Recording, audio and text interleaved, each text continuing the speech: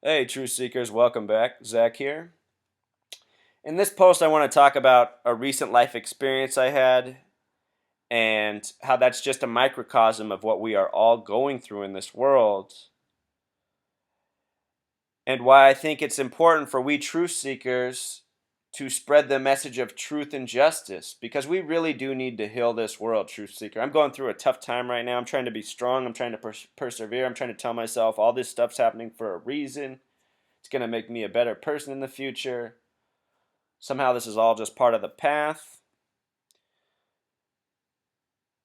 But it's tough, Truth Seeker. So before I get into the story of what's going on in my life right now, why I haven't been as active on my blog and my video posts, I want to go back to this post I made on October 16th, 2014. 10/16/14. Around this time I was getting several emails, messages, people asking me about my spirituality. I hadn't really done a video post being clear about my spirituality, and a lot of people were accusing me of being a non-spiritual person, a demonic person, because I'd made some comments that, I wasn't exactly in tune with Christianity.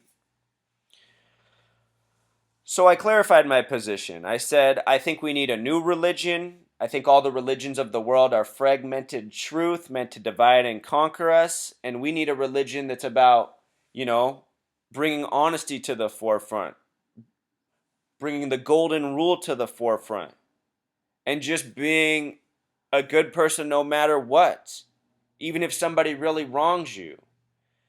So I wrote this 10/16/14, a date with a numerology of 40. And pretty much exactly a month later, I would be put to the test to see if I was a man of my word. November 15th, 2014, my home was robbed by my neighbor who I had just reached out to help around this same time. My roof had just started to leak around this same time that I wrote this post really bad. And I had to tarp up the roof. And across the street, my neighbor, who's lived there, who I've known for over 2 years at the time, had told me he was always in roofing and home improvement. And I knew he truly had handy skills. He's 30 years older than me.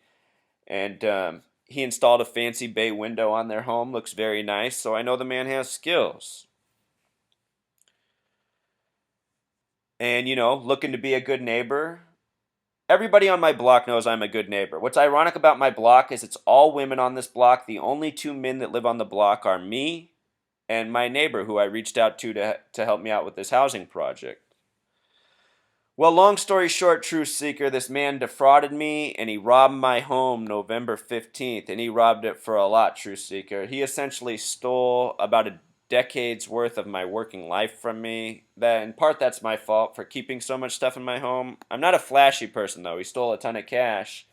I'm just someone who's been not trusting the banks, fearing a bank collapse, and always kept money hidden in my home, but nothing flashy. And I've had a large sum of money on me since 2007 without incident. And I used to live in Seattle in an apartment, a much sketchier place. Never even had an issue there because I never had anything flashy. No one would ever know. And the only reason this neighbor found out that there was some money in my house is because I offered it to him to help him out to do some work on my home, which he agreed to. But then instead of doing the work, had my home robbed. So you talk about the ultimate test. Look at what I had just written exactly a month earlier. Respect all things living, especially your fellow man, no matter what, even if your fellow man disrespects you. Abide by the golden rule. So here I am. If I'm a man of my word, then I essentially just need to forgive my neighbor for what he's done, right?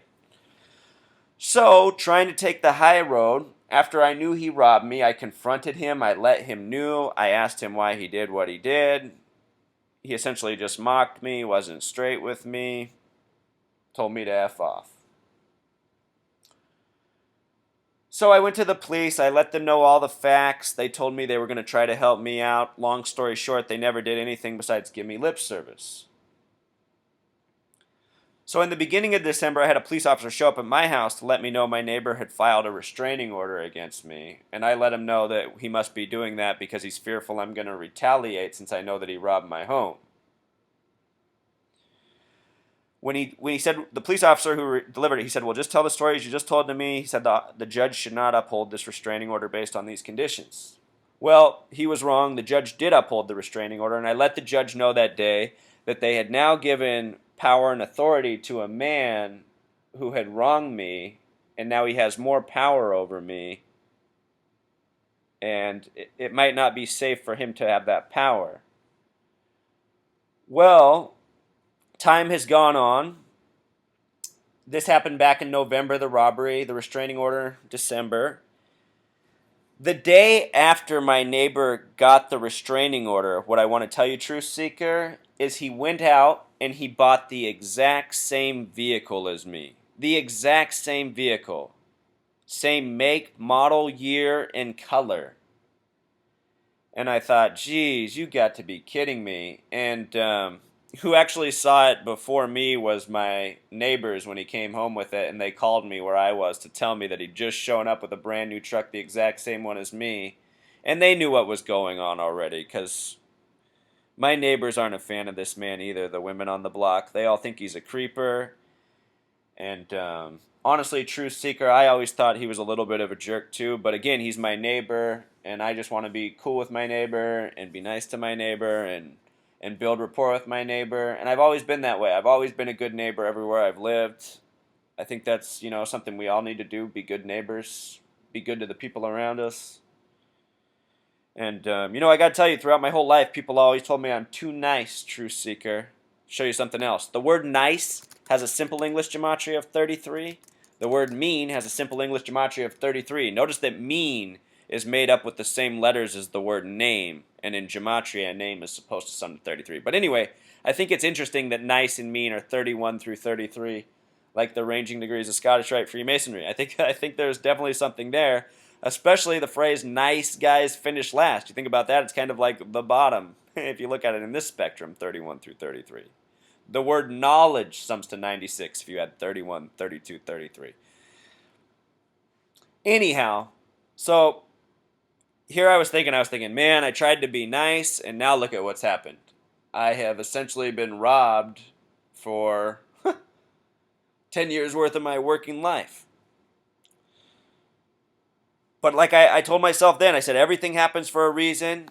I still have a lot of life ahead of me. I still have a lot of things going for me. This is just part of my path.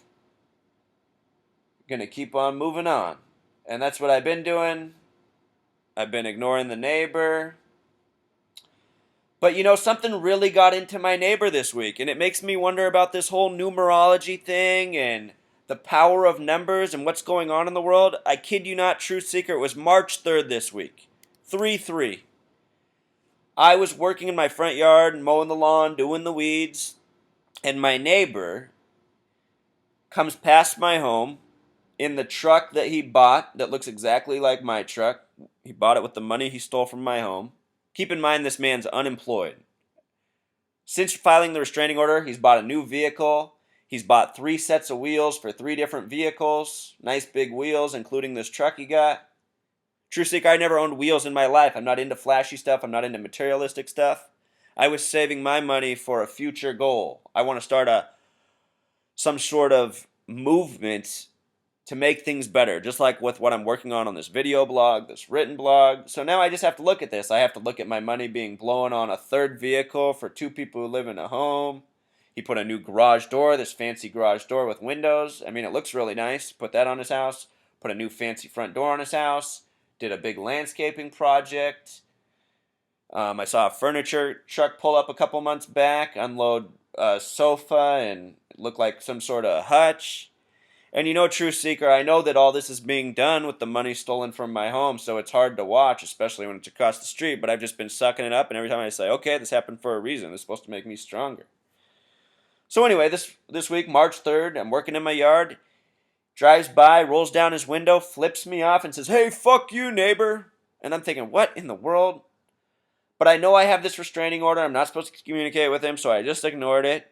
I got to tell you, though, it made my blood pressure really shoot up. I felt all hot inside, hot and bothered. But, I just kept working on my yard. I got stuff to do, get the energy out that way. And Anyway, so that went on. And then this Saturday, I was out in my yard working some more, getting projects done. And again, he came out of his home and he said, "Hey, look who we got across the street today."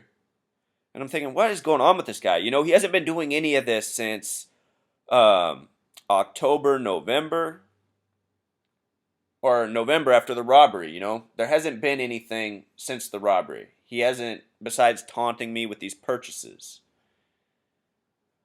So I ignored the first shout out. But then when I didn't respond, he said, "Hey neighbor, don't you hear me?"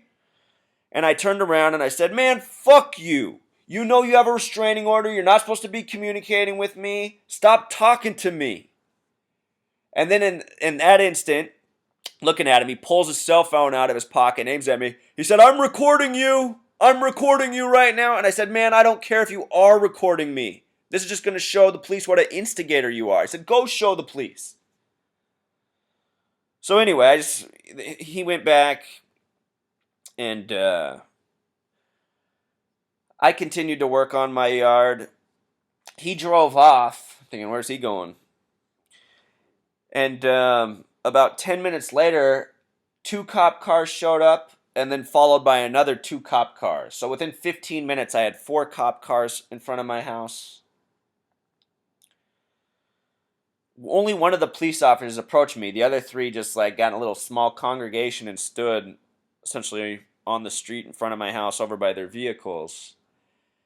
And the one police officer who approached me asked me what was going on, and I was truthful with him. I told him exactly what happened. I said, "Look, man, I'm working in my yard, and my neighbor's trying to provoke me. Earlier this week, it was March 3rd, he drove by, flipped me off, tried to get my attention. I just ignored him."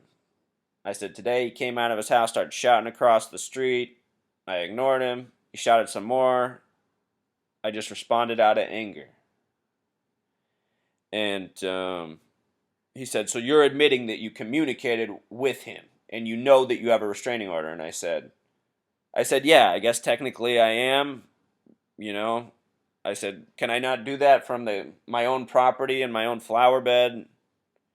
He said, "If you communicate with him, then you are under arrest." And I said, "Really? I'm under arrest? As in I need to go to jail?" He said, "Yes. Please turn around, put your hands behind your back, and spread your legs."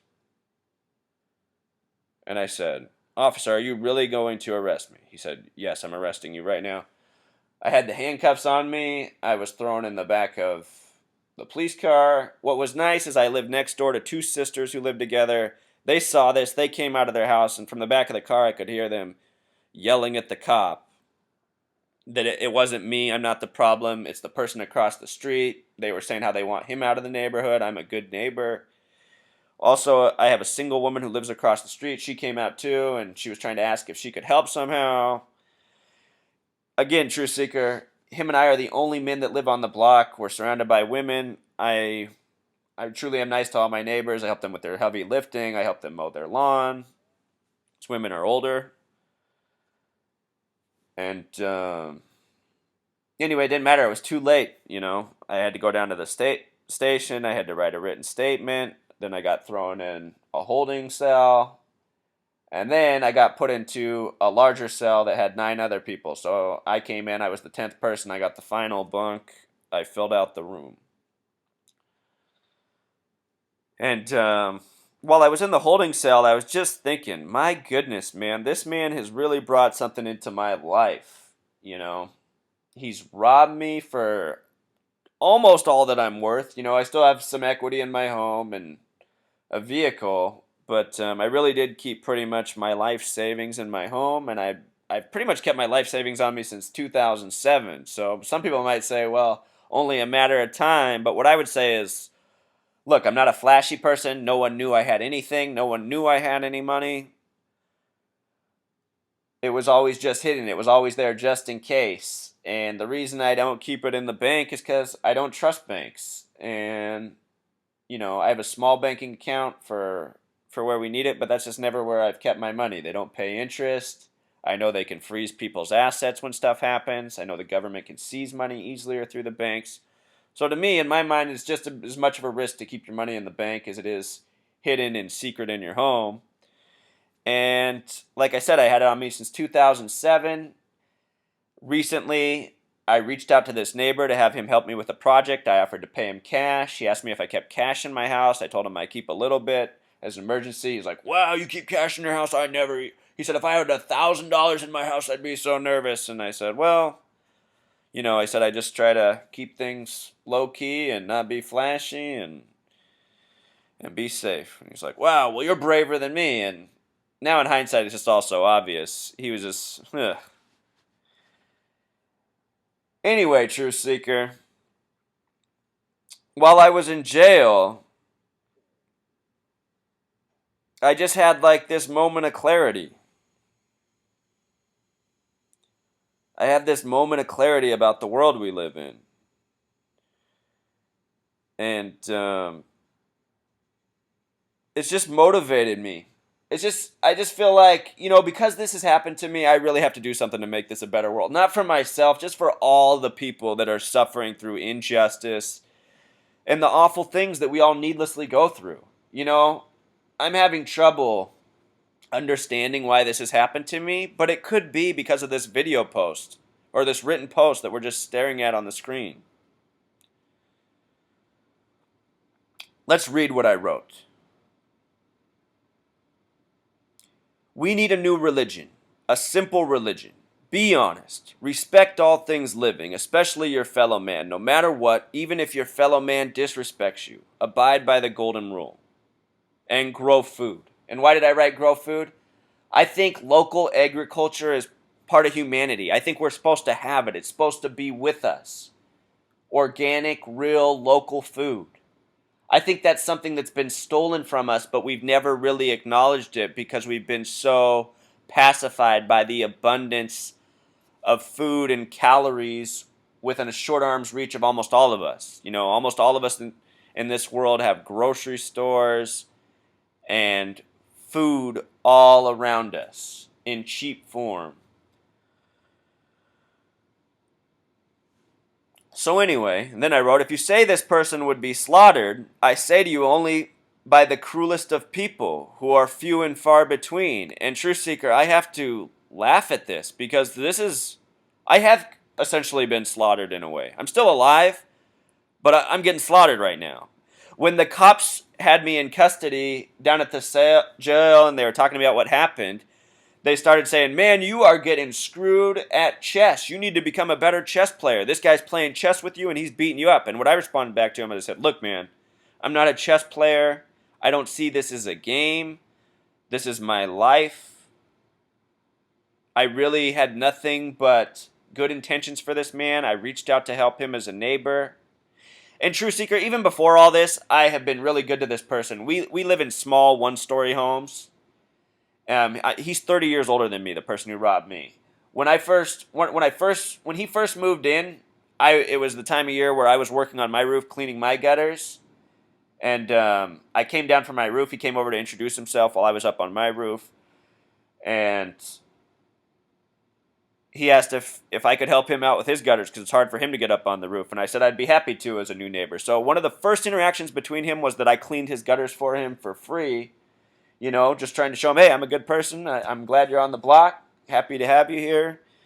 And hopefully we have a good relationship going forward. And True Seeker, like I told you, I've always been good to this neighbor. I have him and his wife over for dinner. My girlfriend's a great cook. We've made them a lot of nice meals.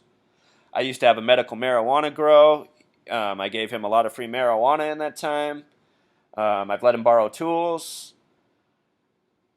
I just never thought this person would wrong me. But like I said, True Seeker, everything happens for a reason. And now when I go back and I look at this post, it just makes me go, wow, So here we go. If you say this person would be slaughtered, I say to you only by the cruelest of people, who are few and far between, which is true, I still think. But hey, at the same time, they might live across the street from you. If you are good to people, even killers, they'll usually be good to you. How do I know this? I know killers. I'm good to them. They're good to me. And this is true too. This is true as well, True Seeker. I know some people in this world that would scare a lot of people, that my mom wouldn't want me to associate with. It's just, I've always been good to people. I've helped a lot of people in this world. Being good to people, it's caused me to meet some people that maybe I'd be better off not knowing. But up until even when I wrote this, I hadn't really had a major problem in my life. I was truly believing that if you're just good, abide by the golden rule, show people you care about them, that you'll be good to them, that bad things won't come back to you. Well, I've learned something since I wrote this post, but still, it's fun to go back and look at it. I trust them as much as I trust anyone else. I think all people should trust one another until a person gives you a reason to choose otherwise. So many people in the United States society start off from a distrusting position of their fellow man. And I know this is true because all my life, like I said, True Seeker, people have told me I'm too nice, I'm too trusting. And while I've agreed with them, I felt like, this is just the way I operate. This is just the human being I am.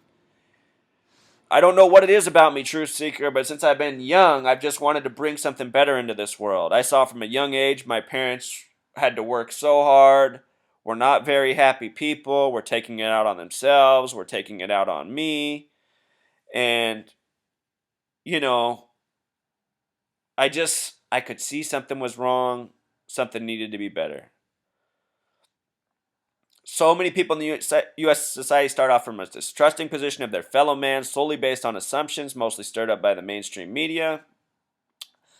And again, I still think that's true. I think it makes us very distrusting. It might even program us with all this negativity to have us adopt the mentality, well, man, if the world's so bad, I might as well be bad too. And who knows, maybe this is in part what happened to my neighbor. So I wrote, this is why we need the new, simple religion and way of going about our day-to-day lives. People will see people aren't all that bad. In fact, we're mostly all pretty good. The bad we do is more often a product of our circumstances and environment. In a better, more honest world, one more free of judgments and the assumptions that come with them, there'd be less need for bad.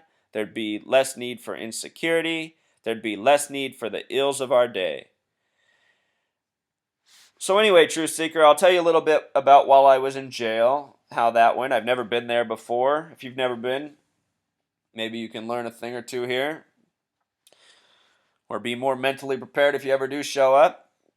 So like I said, at first they just put me in a room by myself. I was probably in there for at least an hour. I don't know what was going on while I was in there. I was starting to think I was going to be in there the whole time because they didn't exactly tell me how I was going to go. I've never been in jail. After that, I got moved to a room, like I said, with 9 other people, so there were 10 of us in there. When I came into that room, one person immediately asked me what my name was, why I was there, I felt like I was in a men's locker room. It stunk. There's one toilet in there, marinating in the aromas of my fellow cellmates' bowel movements, if you will. And I told him what I was in there for, and he shook his head and he said, he said, man, said, I'm sorry, that doesn't sound like a reason to be in jail. And I said, I had no idea I would be in jail for this either. So, life lesson. And another guy started talking to me, younger guy, just asking me some questions, what I did, and just having a little conversation. Then a third guy started to tell me that the guy I was talking to at first I shouldn't talk to because he's a weirdo and a wife beater. And then another guy in the room said, yeah, he's a wife beater. He's not a good one. Don't talk to him. And then so anyway, the way I responded is I said, you guys, my rule in life is I'm just nice to everyone. Even people who've been mean to me, I try to be nice to. Usually it works out. And then the one guy laughed and said, well, how's that working out with your neighbor? Because I just told him the story of, the robbery and then how I ended up in jail that day. And I said, well, I said, this is the exception to the rule. I've been on this planet for 31 years. And I never had an experience like this. And you know what else is funny, Truth Seeker? My birthday is July 21st, 1983. The numerology of this date is 31, like my age right now. I am the age of my life number, and on my birthday, I was telling my family that just studying this numerology thing, I had a feeling this was going to be a big year for me. I thought maybe some big things were going to happen this year. And in terms of big things, I was thinking I'd get my book out, maybe take this research to the next level. It's also part of what made me start this video blog. I really want to get this information out there, and I'm grateful for all of you who picked up this information and have taken it to the next level.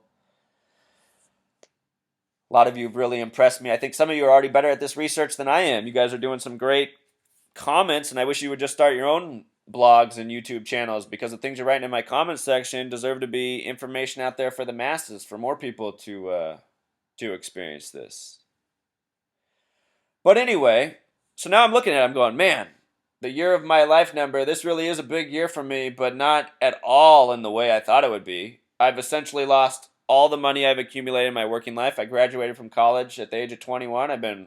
I was working way hard before that. I worked all through college, and I've been working hard ever since. And I mean, honestly, Truth Seeker, I've been a saver. I've saved almost all my money. I don't have very much nice stuff. I had a lot of money saved up, all with a future plan. I've just been saving it, waiting for the future plan for how I want to use these resources to essentially make this world better. And now I don't have all that wealth and resources I saved up. It's all been stolen and squandered, and who knows where else.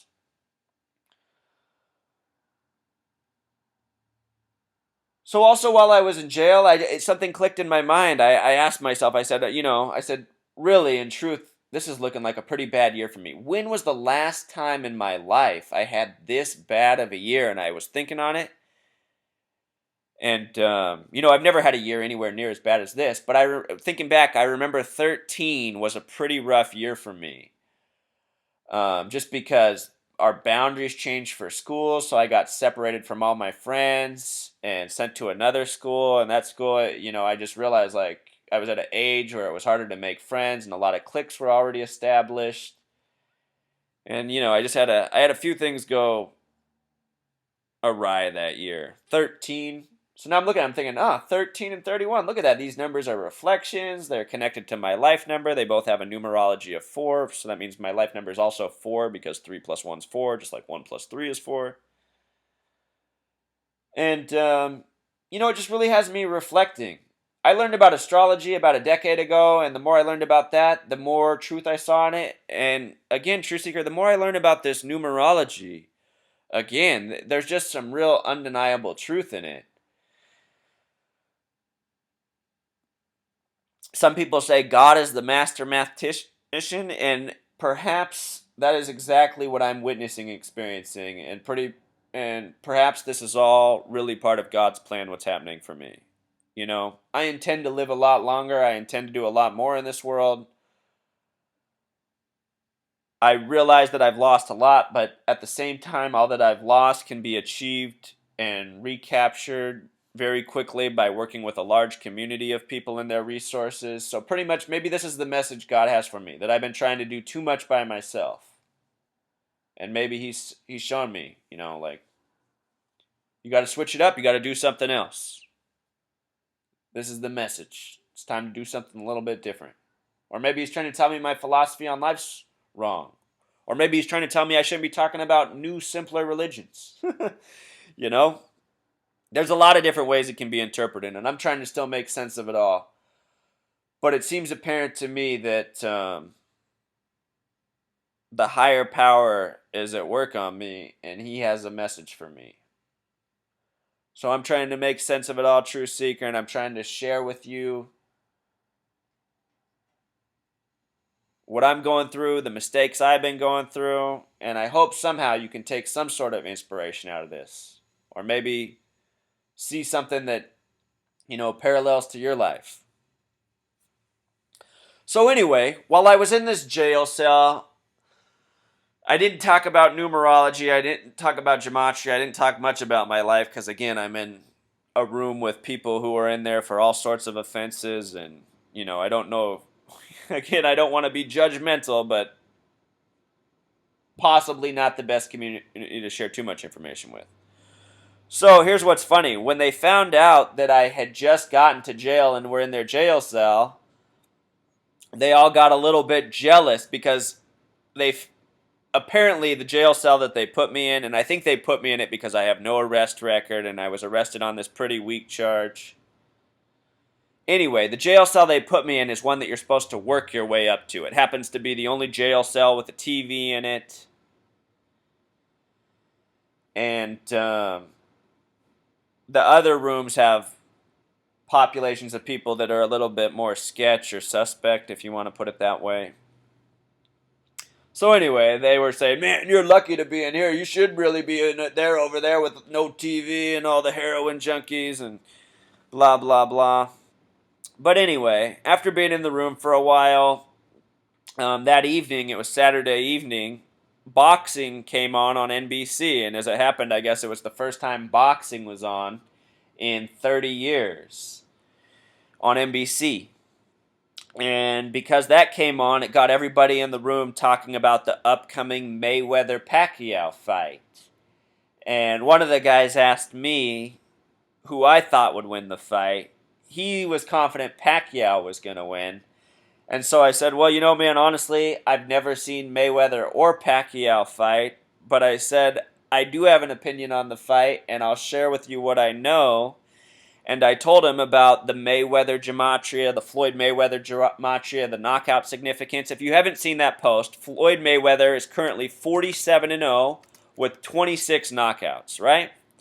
The name Floyd, his first name, equals 26. The name Mayweather equals 47.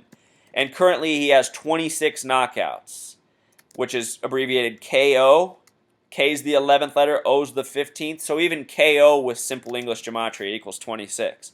So I was explaining this to him, and at first he was looking at me crazy, but then I showed him some other connections and the significance of these numbers in sports. And he said, oh, this is interesting. He's like, how'd you learn about this? And I said, man, it's a long story, but essentially it just came to me. I've been applying it, and lo and behold, I've learned some cool things.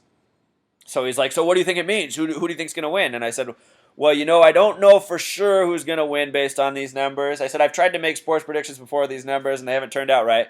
But I said, I did predict that his next fight would probably be a big fight. And that was long before the Mayweather-Pacquiao was announced. That was the day after his 47th fight concluded, I made that prediction. And I said it might be the one he loses because everything's so perfect right now. And because everything's so perfect, it almost makes me think it's meant for it to be ruined at this point. But still, even though I said I don't watch them box, I'm aware that Mayweather's significantly bigger than Pacquiao. And usually I think size is pretty determining because of reach in boxing. That's how far the boxer's arm extends out for the punches. With regards to that, the name Manny for Pacquiao is not his real name. Manny sums to 67. He's listed with a 67-inch reach. It almost makes you wonder if that's why he has the nickname, because reach is one of the most important stats of boxing. So anyway, I was just sharing this thing with them. Other people in the room started listening, and they got interested in it. So here's, I'm in a room with a jail cell population, and they're open to this gematria information. They think it's interesting. They're asking me questions. And then I showed them about the word police. And then I showed them about the history of heavyweight boxers and the significance of 33. And then, we're all in there wearing orange slippers, gray and white jumpsuits that look like pajamas with stripes. And we all have tiny little orange bath towels. And I showed them the significance of the gematria of police, the reason that they have us wear this color orange. The word police and orange have the exact same gematria, Simple English and Pythagorean.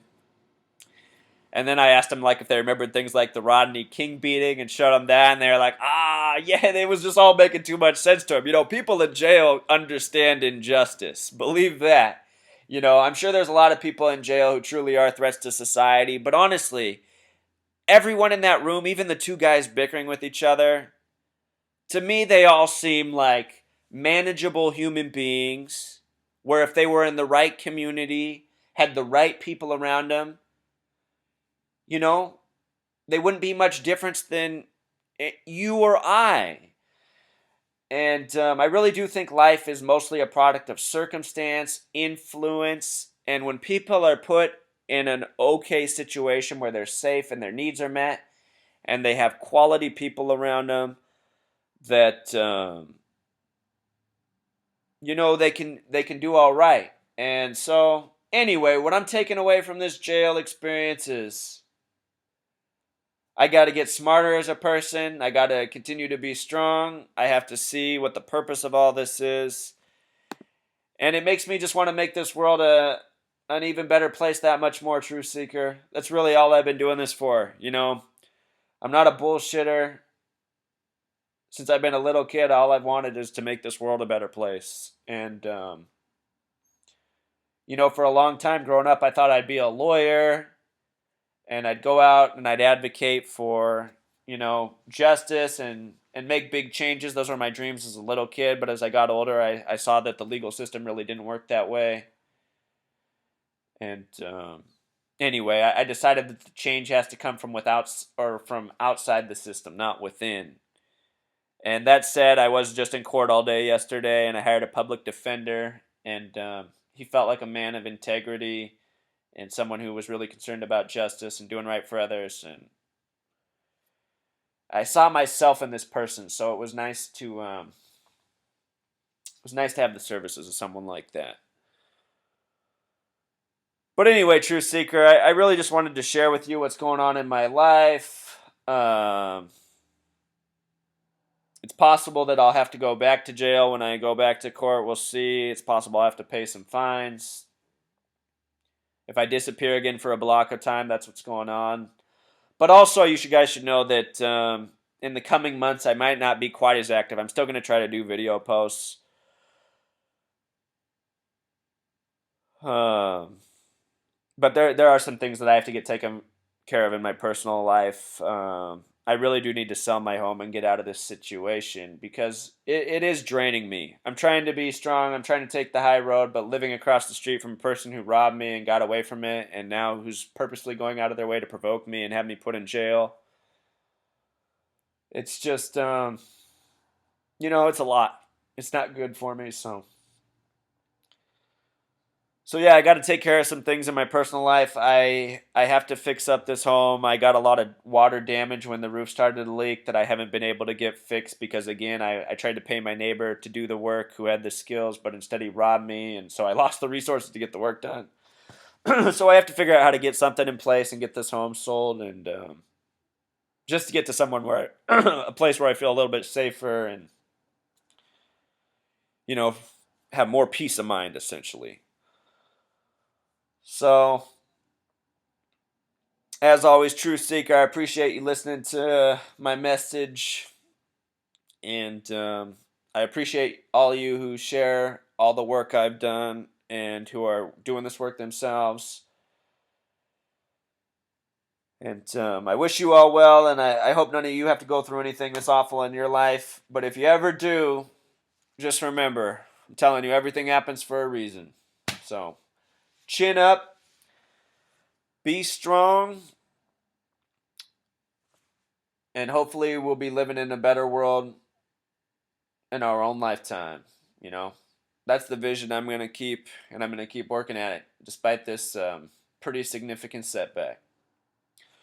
All right, Truth Seeker, until next time.